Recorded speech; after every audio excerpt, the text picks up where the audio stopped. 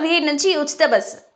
స్వాతంత్ర దినోత్సవం సందర్భంగా ఏపీ ప్రజలకు ప్రభుత్వం 3 శుభవార్తలు చెప్పనున్నట్టు సమాచారం. ఎన్నికల ప్రచారంలో భాగంగా సూపర్ 6 పేరిట 6 హామీలు ఇచ్చిన టీడీపీ కూటమి అధికారంలోకి వచ్చిన తర్వాత వాటి అమలుపై ఫోకస్ పెట్టింది. ఈ క్రమంలోనే ఆగస్టు 15 నుంచి 3 పథకాలను ఏపీ ప్రభుత్వం అమలు చేయనున్నట్టు ప్రచారం సాగుతోంది. మహిళలకు ఉచిత బస్సు ప్రయాణం, తల్లికి వందనం పథకం, అన్నా క్యాంటీన్లను ఆగస్టు 15 నుంచి ప్రారంభించనున్నట్టు తెలుస్తోంది. అయితే అన్నా క్యాంటీన్ల ఏర్పాటుపై ఇప్పటికే స్పష్టత ఉంది. ఆగస్టు 15 నుంచి 100 అన్నా క్యాంటీన్లను ప్రారంభిస్తామని ఏపీ ప్రభుత్వం ఇప్పటికే ప్రకటించింది.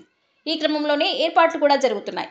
ఇక వీటితో పాటుగా తల్లికి వందనం, ఆర్టీసీ బస్సుల్లో మహిళలకు ఉచిత ప్రయాణం హామీలను కూడా అమలు చేస్తారంటూ వార్తలు వస్తున్నాయి.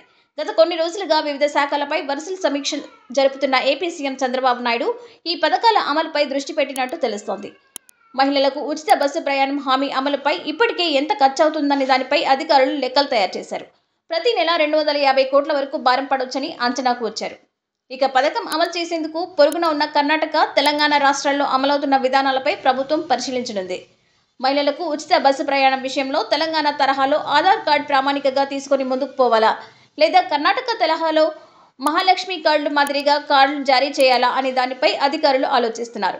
మరోవైపు రాష్ట్ర వ్యాప్తంగా ఉచిత బస్సు ప్రయాణాన్ని త్వరలోనే ప్రారంభిస్తామని ఏపీ రవాణా శాఖ మంత్రి మండిపల్లి రాంప్రసాద్ రెడ్డి మరోసారి తెలిపారు.